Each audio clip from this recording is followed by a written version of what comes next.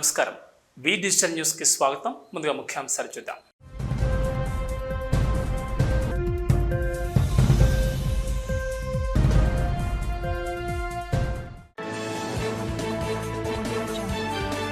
కాలుష్య సమస్యపై పోర్టు ఉన్నతాధికారులతో సమీక్షా సమావేశం నిర్వహించిన విశాఖ దక్షిణ నియోజకవర్గ ఎమ్మెల్యే వంశీకృష్ణ శ్రీనివాస్.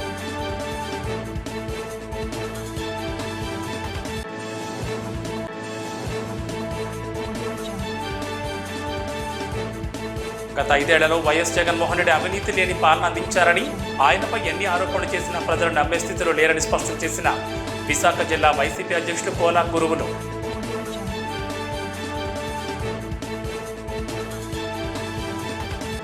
ఏకకాలంలో 71 స్పా సెంటర్లలో 71 బృందాలతో సోదాలు నిర్వహించిన విశాఖ పోలీసులు. నిబంధనలకు విరుద్ధంగా ఉన్న 21 సెంటర్లకు నోటీసులు జారీ.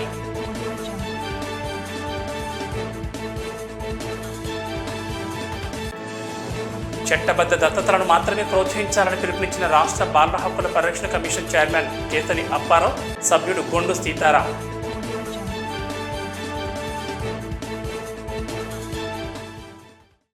శ్రీ వరాహలక్ష్మీ నరసింహస్వామి వారి దేవస్థానంలో శ్రీ శ్రీ వరాహలక్ష్మీ నరసింహస్వామి వారి నిత్య కళ్యాణం నేత్రపర్వంగా సాగింది. ఆజిత సేవల్లో భాగంగా ఉత్సవమూర్తి గోవిందరాజస్వామిని ఉభయ దేవేర్లతో మండపంలో అధిష్ఠింపజేశారు. పాల్గొన్న భక్తుల గోత్రనామాలతో సంకల్పం చెప్పి పాంచారాత్రాగమ శాస్త్రం విధానంలో విశ్వక్షేణారాధన, పుణ్యవచనాలతో కార్యక్రమానికి శ్రీకారం చుట్టారు. కంకణధారణ, నూతన యజ్ఞోపవీత సమర్పణ, జీలకర్ర బెల్లం, మాంగళ్య ధారణ, తలంబ్రాల ప్రక్రియలను కమనీయంగా జరిపించారు. మంత్రపుష్పం, మంగళ శాసనాల తర్వాత భక్తులకు వేదాశీర్వచనాలు, శేష వస్త్రాలు, స్వామివారి ప్రసాదాలు అందజేశారు.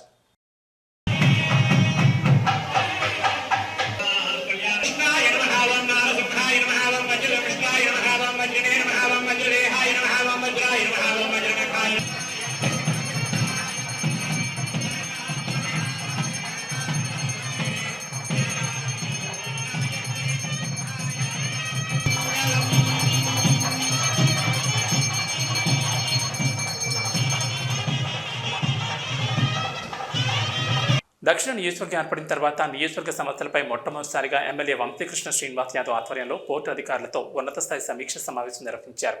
ఈ సమావేశంలో నియోజకవర్గంలో తిష్టవేసి ఉన్న అనేక సమస్యల పరిష్కారం కోసం ఎమ్మెల్యే పోర్టు అధికారులకు పలు సూచనలు చేశారు. ఇక ఇప్పటికే దక్షిణ నియోజకవర్గంలో పోర్టు కాలుష్యంపై, ఇటీవలనే దక్షిణ నియోజకవర్గ సమస్యలపై ఎమ్మెల్యే వంశీకృష్ణ శ్రీనివాస్ యాదవ్ కలవిప్పారు. కాలుష్యంతో ప్రజలు తీవ్ర ఇబ్బందులు పడుతున్నారని, వెంటనే సమస్య పరిష్కారానికి కృషి చేయాలని ఆయన కోరారు. దీనిపై ఉప ముఖ్యమంత్రి, పర్యావరణ శాఖ మంత్రి పవన్ కళ్యాణ్ కూడా స్పందించి తాను కూడా నియోజకవర్గంలో పర్యటిస్తానని హామీ ఇచ్చారు. దీంతో ఎమ్మెల్యే ఆధ్వర్యంలో ఓ ఉన్నత స్థాయి సమీక్ష సమావేశాన్ని పోర్టు బోర్డు రూమ్లో నిర్వహించారు. ఈ సందర్భంగా దక్షిణ నియోజకవర్గం ముఖ్యంగా వన్ టౌన్ ప్రాంతంలోని పలు సమస్యలను ఎమ్మెల్యే పోర్టు అధికారుల దృష్టికి తీసుకొచ్చారు. ముఖ్యంగా ఎస్ఆర్ కాలువ చుట్టూ అపరిశుభ్ర వాతావరణం నెలకొందని, వెంటనే ఆ పరిసరాలను క్లీన్ చేయించాలని ఆయన పోర్టు అధికారులను కోరారు. అంతేకాకుండా కాలువ చుట్టూ పచ్చదనాన్ని పెంపొందించే చర్యలు చేపట్టాలని సూచించారు. ప్రస్తుత అపరిశుభ్ర వాతావరణంతో దోమలు వ్యాపిస్తున్నాయని, పరిసర ప్రాంతాల ప్రజలు కంటి మీద కొనుక్కు లేకుండా ఉంటున్నారని ఎమ్మెల్యే సమస్యను వెలుగులోకి తీసుకొచ్చారు. అంతేకాకుండా పోర్టు కాలుష్యం వల్ల తన నియోజకవర్గంలోని ప్రజలు అనారోగ్య బారిన పడుతున్నారని, అందువల్ల వెంటనే అక్కడి ప్రజలకు ఆరోగ్య సదుపాయాలను అందించేలా హెల్త్ క్యాంపులు నిర్వహించాలని సూచించారు. భారీ వాహనాల రాకపోకల వల్ల వన్ టౌన్ ప్రాంతంలో ఇబ్బందులు ఎదురవుతున్నాయని, సమస్యను పరిష్కరించాలని కోరారు. వెంకటేశ్వర స్వామి ఆలయానికి వెళ్లేందుకు పెద్ద వయసు వారు ఇబ్బందులు పడుతున్నందున ఒక లిఫ్ట్ని ఏర్పాటు చేస్తే బాగుంటుందని సూచించారు. దీంతో పాటుగా వన్ టౌన్ ప్రాంతంలో ఉన్న నిరుద్యోగ యువతి యువకులకు ఉద్యోగాలు కల్పించాలని కోరారు. దీంతో పాటుగా యువతకు నైపుణ్య శిక్షణ కల్పించాలని కోరారు. వన్ టౌన్ ప్రాంత ప్రజలకు కమ్యూనిటీ హాల్ నిర్మించి ఇస్తే వారికి ఉపయోగకరంగా ఉంటుందని, మెడికల్ క్యాంపులు నిర్వహించాలని, స్థానికులకు ఉపాధి అవకాశాలకు ప్రాధాన్యత ఇవ్వాలని ఎమ్మెల్యే వంశీకృష్ణ సూచించారు. ఈ కార్యక్రమంలో పోర్టు అధికారులు వేణుగోపాల్, శ్రీరామచంద్రమూర్తి మరియు పలువురు పీపీపీ ఆపరేటర్లు, జీబీఎంసీ, ఎస్ఈ, ఈఈ, జోనల్ కమిషనర్లు, సిబ్బంది పాల్గొన్నారు. ఈ సందర్భంగా వారికి కూడా ఎమ్మెల్యే వంశీకృష్ణ పలు సూచనలు చేశారు. ఎస్సీ ఎస్టీ అట్రాసిటీ కేసుల పరిష్కారానికి సంబంధిత అధికారులంతా ప్రత్యేక చొరవ చూపాలని, బాధితులకు సత్వర న్యాయం చేకూర్చాలని జిల్లా కలెక్టర్ ఎంఎన్ హరీందర్ ప్రసాద్ పేర్కొన్నారు. పరిహారం చెల్లింపు విషయంలో జాగరూకత వహించాలని, నిర్ణీత కాలంలో అందేలా చర్యలు తీసుకోవాలని సూచించారు. పోలీస్ కమిషనర్ శంఖభద్ర బాగ్చి ఇతర అధికారులతో కలిసి కలెక్టరేట్ మీటింగ్ హాల్లో ఉదయం ఎస్సీ ఎస్టీ అట్రాసిటీ యాక్ట్పై డిస్ట్రిక్ట్ విజిలెన్స్ మానిటరింగ్ కమిటీ సమావేశం నిర్వహించారు. వివిధ అంశాలపై చర్చించారు. కేసుల పరిష్కారానికి అధికారులు తీసుకోవాల్సిన చర్యలపై దిశానిర్దేశం చేశారు. సమావేశంలో భాగంగా సాంఘిక సంక్షేమ శాఖ ఉప సంచాలకులు రామారావు గత సమావేశంలో చర్చించి తీసుకున్న చర్యల గురించి వివరించారు. ఇప్పటి వరకు అండర్ ఇన్వెస్టిగేషన్లో 138 కేసులు, కోర్టు ట్రయల్ రన్లో 699 కేసులు పెండింగ్లో ఉన్నాయని తెలిపారు. పలు అంశాలపై స్పందించిన కలెక్టర్ ఆయా అధికారులు తీసుకోవాల్సిన చర్యలపై దిశానిర్దేశం చేశారు. కేసులను త్వరితగతిన పరిష్కరిస్తూ బాధితుల్లో విశ్వాసం నింపాల్సిన బాధ్యత మనందరిపైన ఉందని కలెక్టర్ ఈ సందర్భంగా పేర్కొన్నారు. ఈ సమావేశంలో police commissioner Shankhabrata Bagchi, GVMC commissioner Sampath Kumar, police joint commissioner Fakirappa, crime DCP Venkataratnam, incharge DRO Srirammurthy, RDO Hussain Saheb, public prosecutor BVR Murthy, సాంఘిక సంక్షేమ శాఖ ఉప సంచాలకులు రామారావు, ఇతర విభాగాల జిల్లా స్థాయి అధికారులు, డీసీపీలు, ఏసీపీలు తదితరులు పాల్గొన్నారు.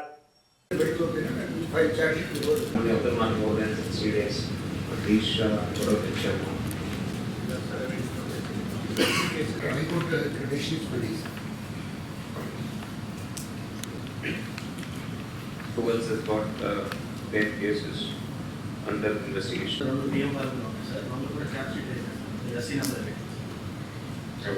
So crimes అన్ని కూడా కొంత పరిశీలి చేయాలి.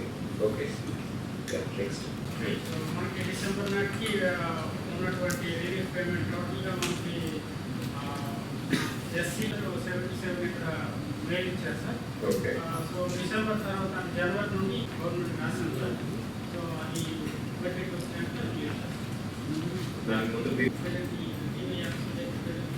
anything which you want to discuss other than official మనం చేయడానికి ప్రయత్నం చేస్తున్నాం కానీ ఏమవుతుంది రాలేదు. భారత రాజ్యాంగానికి విరుద్ధంగా రాష్ట్రంలో కూటమి ప్రభుత్వం అరాచక పాలన సాగిస్తోందని వైఎస్ఆర్సీపీ జిల్లా అధ్యక్షుడు కోలా గురువులు తీవ్రస్థాయిలో ధ్వజమెత్తారు. ఎండాడ్లోని వైఎస్ఆర్సీపీ జిల్లా కార్యాలయంలో ఏర్పాటు చేసిన మీడియా సమావేశంలో ఆయన మీడియాతో మాట్లాడారు. కూటమి నాయకులు ఈ 52 రోజుల పాలనలో రాష్ట్రాన్ని రావణ కష్టంగా మార్చారని, 36 మంది ప్రాణాలను బలిగొన్నారని ఆరోపించారు. మరో 35 మంది ఆత్మహత్యలకు పాల్పడ్డారన్నారు. 1000కు పైగా వైఎస్ఆర్సీపీ కార్యకర్తలు, నాయకులపై దాడులకు పాల్పడ్డారని ఆవేదన వ్యక్తం చేశారు. 400 ప్రభుత్వ ఆస్తులు, 500 ప్రైవేట్ ఆస్తులను ధ్వంసం చేశారన్నారు. టీడీపీ ముఖలు మారణాయుధాలతో పోలీసులు చూస్తుండగానే దాడులకు, హత్యలకు పాల్పడ్డారన్నారు. వైఎస్ఆర్సీపీ ప్రభుత్వం కన్నా మంచి పరిపాలన చేస్తారని, ప్రజలు మీకు అధికారం ఇస్తే మీరు చేసేదేమిటి, హత్యలు, దాడులా అని ఆగ్రహం వ్యక్తం చేశారు. వైఎస్ఆర్సీపీ నుంచి కొందరు స్వార్థంతో వెడుతున్నారని, అలాంటి వారి వల్ల పార్టీకి ఎటువంటి నష్టం లేదన్నారు. సమావేశంలో వైఎస్ఆర్సీపీ జోనల్ విభాగం ఇన్ఛార్జ్ తుల్లి చంద్రశేఖర్, జిల్లా అనుబంధ విభాగం అధ్యక్షుడు పెండ్రప్పన్న, బానపల్లి ఈశ్వరరావు, సకల భక్తుల ప్రసాద్, రాష్ట్ర యువజన విభాగం జిల్లా అనుబంధ కమిటీ సభ్యులు జగ్గుపల్లి నరేష్, అనురాధ, మోహన్, పార్టీ నాయకుడు శ్రీనివాసరెడ్డి పాల్గొన్నారు. సూపర్ సిక్స్లో మరి ఇంచుమించు ఏమేమి అమలు చేస్తున్నారు, ఏమేమి అమలు చేయలేదు అనేది ఇప్పటికే మీడియా సోదరులందరికీ చాలా వరకు తెలిసి ఉంటుంది. అమ్మఒడి అంటే తల్లికి వందనం, జగన్మోహన్ రెడ్డి గారు పెట్టింది. అమ్మఒడి అనే కార్యక్రమం పెట్టి పిల్లలకి చదువు కోసం 15,000 వేసే ప్రక్రియ. జూన్ నెలలో స్కూల్ స్టార్ట్ అయ్యాయి. ఇప్పటికే మరి రేపు ఆగస్టు వస్తుంది. ఆగస్టు వరకు ఆ పిల్లలకి అమ్మఒడి అందకపోతే ఫీజులు కట్టుకునే పరిస్థితి లేక ఈ రాష్ట్రం జగన్మోహన్ రెడ్డి గారి పరిపాలనలో చదువులో మరి ఎంత ముందుకు వెళ్ళింది అనేది మీ అందరికీ తెలుసు. ఈరోజు చదువులో వెనకబడితే ఈ రాష్ట్రం కుంటుపడే అవకాశం ఉంటుందని అమ్మఒడిదే తల్లికి వందనం పేరు పెట్టారు కనుక పేర్లు మార్చుకుంటారు. ఏ పార్టీ వస్తే ఆ పార్టీకి మార్చుకోవడంలో తప్పులేదు. అది ఆ తల్లికి వందనం చాలా మటుకు నేను వీడియోలో సోషల్ మీడియాలో చూస్తుంటే నీకు 15,000, నీకు 15,000, నీకు 15,000 అని ఇంచుమించు 4 పిల్లలు ఉంటే 4కి 60,000 రూపాయలు ఇచ్చే అవకాశం ఉందని చెప్పేసి మీరే చెప్పారు. అది అమలు చేయమని, ఈ చదువు గురించి ముందు పెట్టమని మేము అంటున్నాం. మరి సూపర్ సిక్స్లో ఒక 6 భాగాల్లో చూస్తే బస్ ఫ్రీ, అలాగే మరి ఆ బస్ ఫ్రీని కూడా ఏ విధంగా ప్రవేశపెడతారనేది చూస్తేనే తెలుస్తుంది. మరి అదేవిధంగా మనం ప్రతి ఇంటికి సంవత్సరానికి 3 గ్యాస్ సిలిండర్లు అలాంటివి ప్రవేశపెడితే ప్రజలు ఆశ్రయిస్తారు. చెప్పిన మాటకి కట్టుబడి చేసి ఉన్నారు అనుకుంటా. రాష్ట్ర ప్రభుత్వం అత్యంత ప్రతిష్టాత్మకంగా అమలు చేస్తున్న ఎన్టీఆర్ భరోసా పింఛన్ల పథకంలో భాగంగా పంపిణీ చేసేందుకు గాను తగినంత నగదును బ్యాంకుల వద్ద అందుబాటులో ఉంచుకోవాలని, సంబంధిత నగదును ఖాతాలకు అనుగుణంగా అందజేయాలని జిల్లా కలెక్టర్ ఎంఎన్ హరీందర్ ప్రసాద్ బ్యాంకర్లను ఆదేశించారు. ప్రక్రియలో ఎలాంటి జాప్యం జరగకుండా జాగ్రత్త వహించాలని, ఆయా బ్యాంకుల్లో ఉన్న పింఛన్ల ఖాతాలకు అనుగుణంగా తగినంత నగదును ముందుగానే సమకూర్చుకుని అందుబాటులో ఉంచుకోవాలని సూచించారు. స్థానిక కలెక్టరేట్ మీటింగ్ హాల్లో జరిగిన బ్యాంకర్ల సమావేశంలో కలెక్టర్ ఈ మేరకు స్పందించారు. పింఛన్ల పంపిణీ ప్రక్రియ ఆగస్టు 1, 2 తేదీల్లో మాత్రమే జరుగుతుందని, ఈ విషయాన్ని పరిగణలోకి తీసుకుని బ్యాంకర్లు సహకరించాలని చెప్పారు. కేవలం కొన్ని బ్రాంచీలపైనే భారం పడకుండా వచ్చే నెల నుంచి పింఛన్ల ఖాతాలను అన్ని బ్రాంచీలకు సర్దుబాటు చేయనున్నట్లు కలెక్టర్ ఈ సందర్భంగా స్పష్టం చేశారు. ఈ కార్యక్రమంలో పలువురు బ్యాంక్ అధికారులు, రెవెన్యూ అధికారులు పాల్గొన్నారు. In the next quarter, this quarter meeting, we have to review their performance, sir. Those branches still meet the targets, and whether it is pertaining to the, we pertain to which sector? Is it the agri sector which you couldn't meet or some other sector? We have Punjab and Sindh Bank branches in your name. Could get some other not here. Okay. Karnataka sector, sir. Target electricity 30,228 crores, sir. It's average.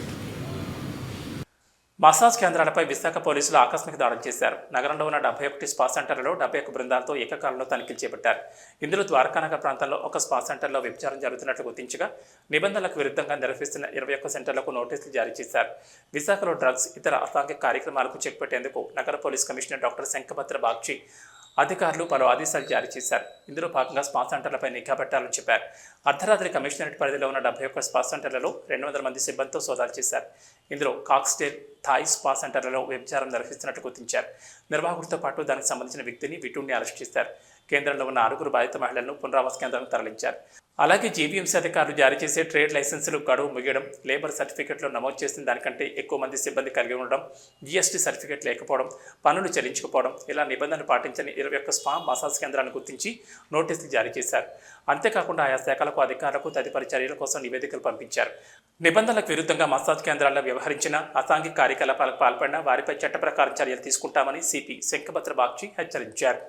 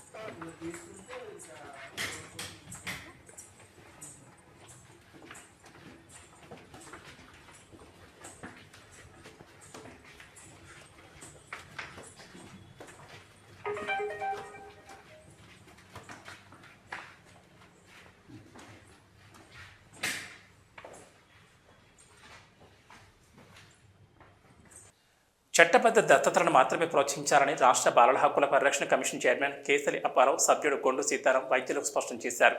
రాష్ట్ర బాలల హక్కుల పరిరక్షణ commission KGH సంయుక్త ఆధ్వర్యంలో ఆసుపత్రి ethics గ్యాలరీలో అనధికార దత్తతలు, చట్ట ప్రకారం చర్యలు పేరిట అవగాహన సదస్సు జరిగింది.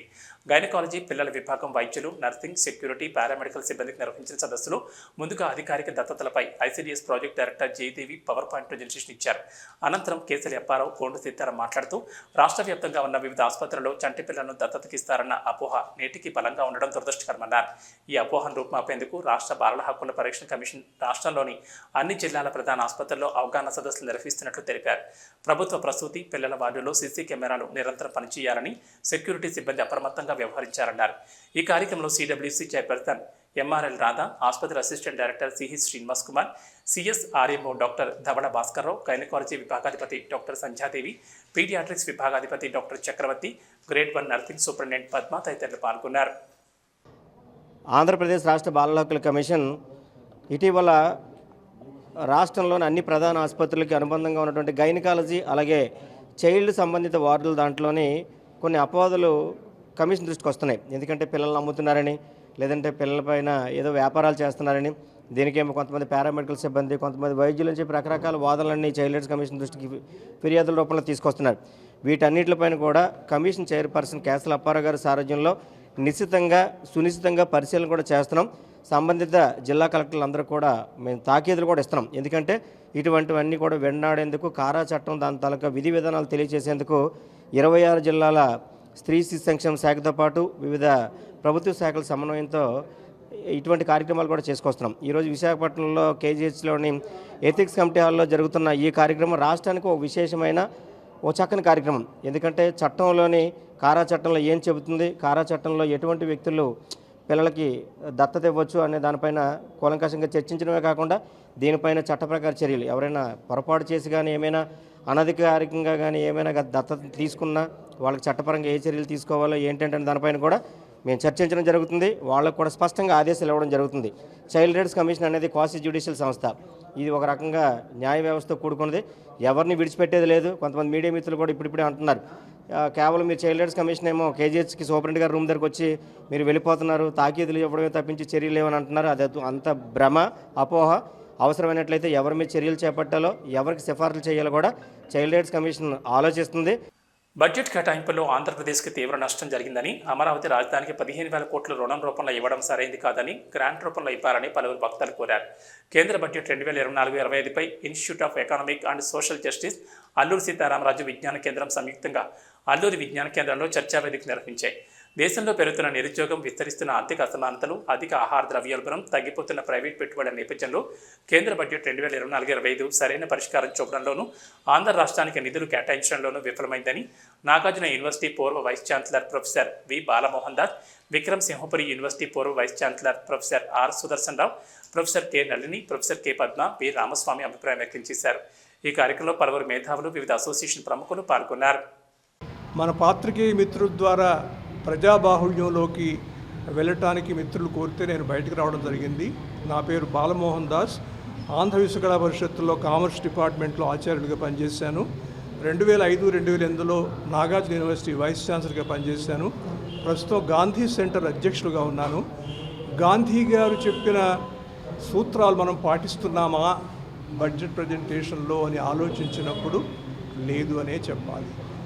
ఆయన చెప్పింది గ్రామ స్వరాజ్యాన్ని మనం పెంపొందించుకోవాలన్నారు. మనం అర్బనైజేషన్ వైపు ఎక్కువ మొగ్గు చూపుతున్నాము. ఏ ఫైనాన్స్ మినిస్టర్ అయినా సరే ఇట్స్ ఏ పెద్ద exercise, because they have to find out the sources for expenditure and how it should be expend. So మనం ఇంట్లో ఎలా బడ్జెట్ తయారు చేసుకుంటామో మన ఇంటి వరకు, అలాగే దేశం లెవెల్లో ఫైనాన్స్ మినిస్టర్ గారు బడ్జెట్ తయారు చేస్తారు.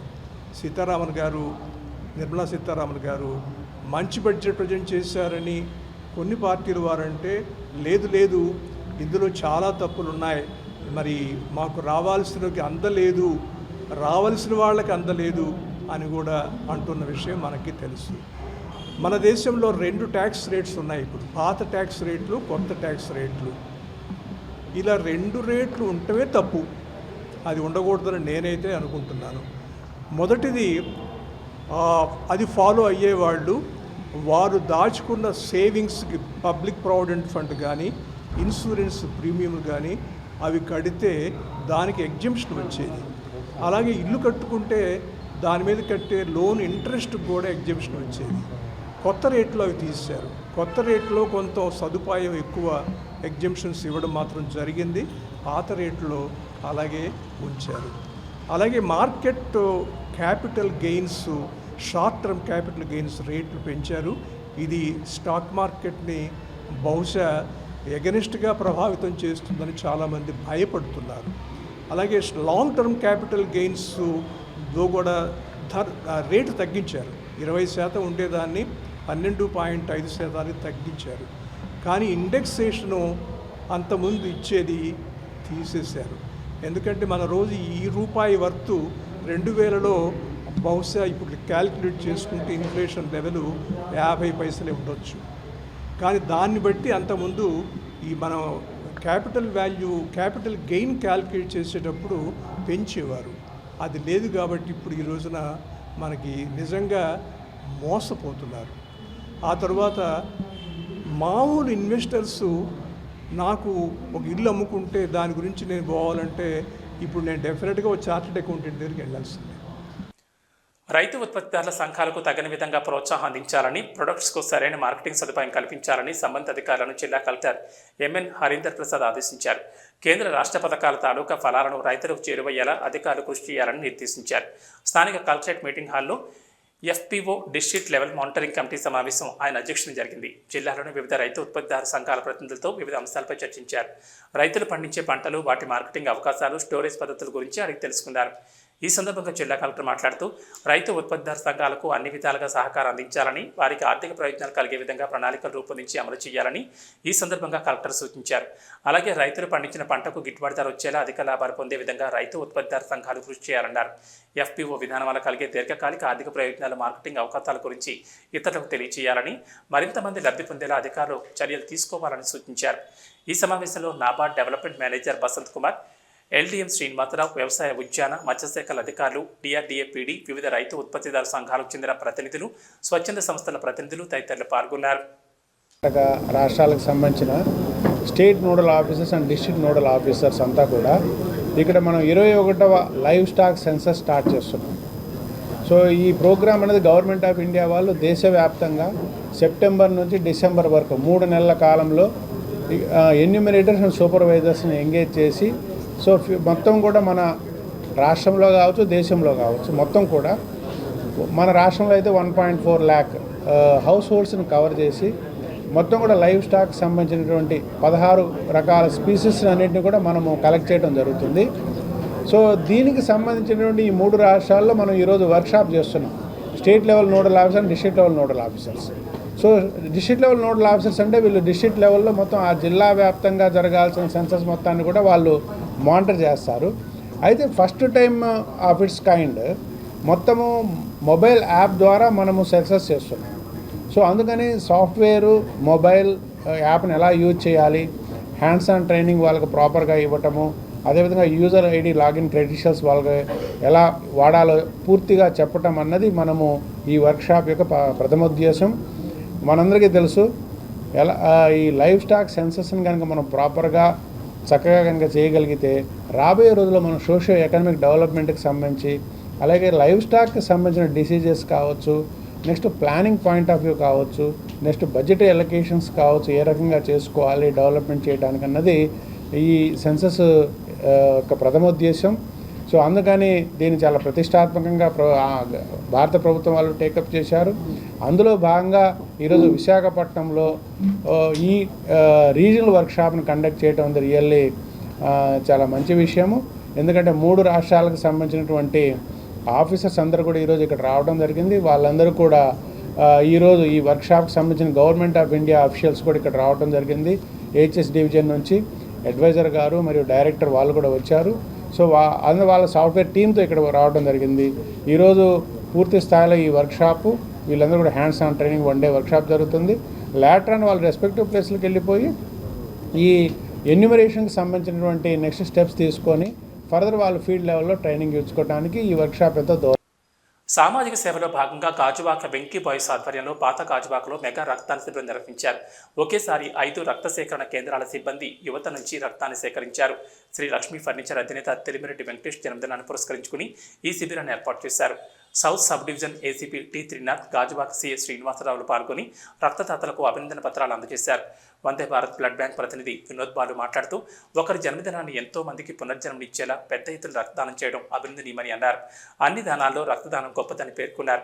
కార్యక్రమంలో బోరుకోటి చైతన్య, మోహన్, సాయి, తంకాల సతీష్, కోబిలపల్లి జోగినాయుడు, చంద్రమౌళి తదితరులు పాల్గొన్నారు.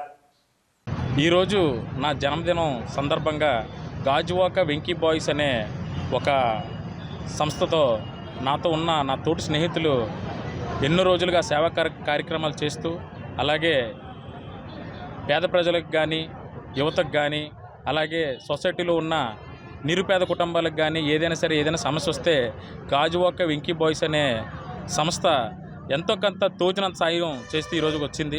అలాగే ఈరోజు నా బర్త్డే సందర్భంగా ప్రతి సంవత్సరం చేస్తున్నట్టే ఈ సంవత్సరం కూడా రక్తదాన శిబిరం ఏర్పాటు చేయడం జరిగింది. గత సంవత్సరం చూస్తే సుమారు 209 వరకు పైచలకు వచ్చింది. ఈ సంవత్సరం ఆల్రెడీ 100కు పైగా రావడం జరిగింది. ఈ బ్లడ్ క్యాంప్ అనేది సాయంత్రం 4 నుంచి 5 వరకు జరుగుతుంది. మా ఎవరైతే గాజువాక వెంకీ బాయ్స్ యూత్ ఉన్నారో వారి ఆధ్వర్యంలో ఒకటి మోహన్, జోగి, అలాగే సతీష్, మనకి సాయి, ఇంకా చాలామంది అనేక ప్రత్యేకంగా మా ఉరుకుడు చైతు గారు కావచ్చు, అలాగే మా బ్లడ్ బ్యాంక్ మా వినోద్ అనే వందే భారత్ బ్లడ్ బ్యాంక్ వినోద్ బాలు గారు కావచ్చు, సంజీవిని బ్లడ్ బ్యాంకు మా పవన్ గారు కావచ్చు, అనేక ప్రోత్సాహం చేస్తూ ఈ బ్లడ్ బ్యాంక్కి ఇచ్చేయడం జరిగింది. అలాగే దీనికి ముఖ్య అతిథిగా మన గాజువాక ఎమ్మెల్యే అయినటువంటి పల్లా శ్రీనివాస్ గారు, అలాగే ఆంధ్ర రాష్ట్ర అధ్యక్షుడు టీడీపీ మా పల్లా శ్రీను అన్నీ గారు ఇక్కడ రావడం జరుగుతుంది మరి కొద్దిసేపట్లో.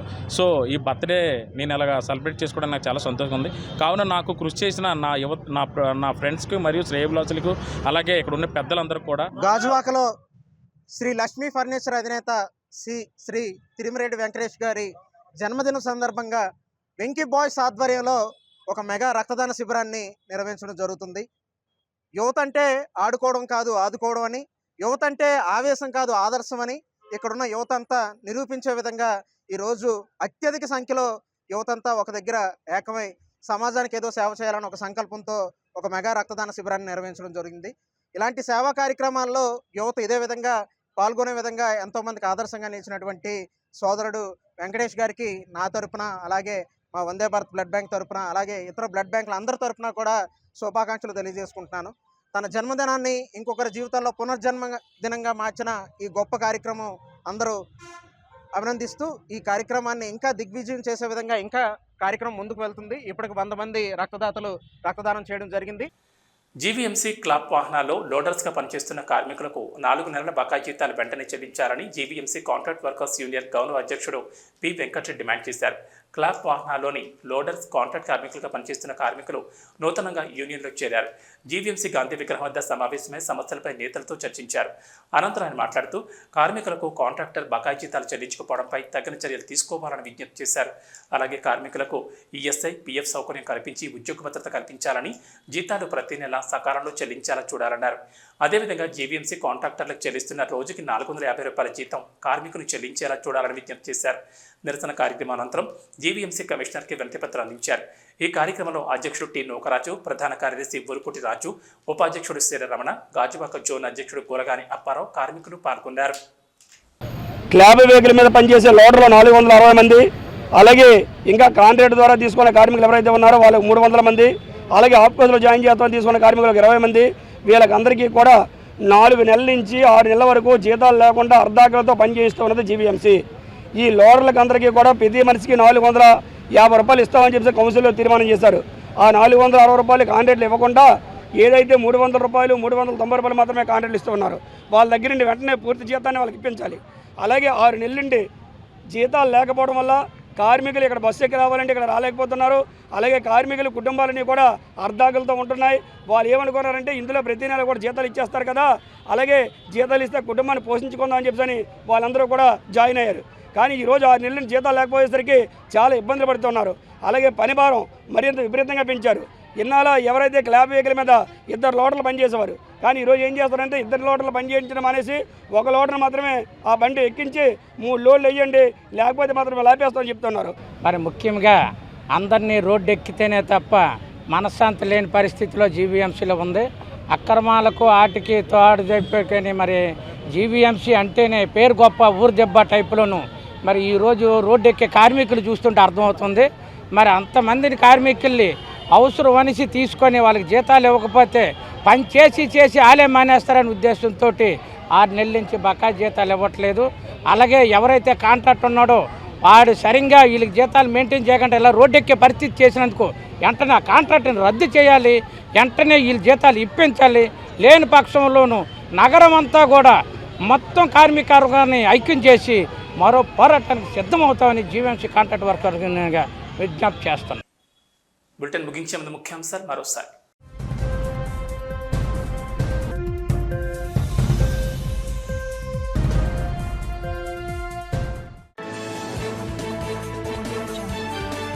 కాలుష్య సమస్యపై పోర్టు ఉన్నతాధికారులతో సమీక్షా సమావేశం నిర్వహించిన విశాఖ దక్షిణ నియోజకవర్గ ఎమ్మెల్యే వంశీకృష్ణ శ్రీనివాస్.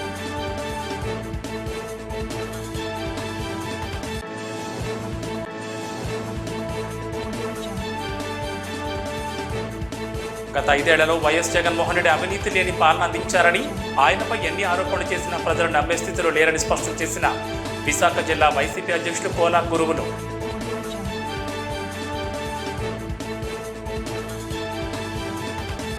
ఏకకాలంలో 71 స్పా సెంటర్లలో 71 బృందాలతో సోదాలు నిర్వహించిన విశాఖ పోలీసులు. నిబంధనలకు విరుద్ధంగా ఉన్న 21 సెంటర్లకు నోటీసులు జారీ.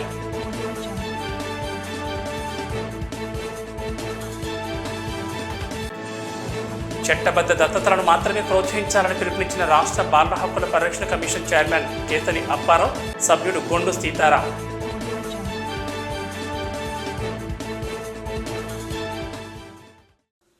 ఇవి బులెటిన్ విశేషాలు. నమస్కారం.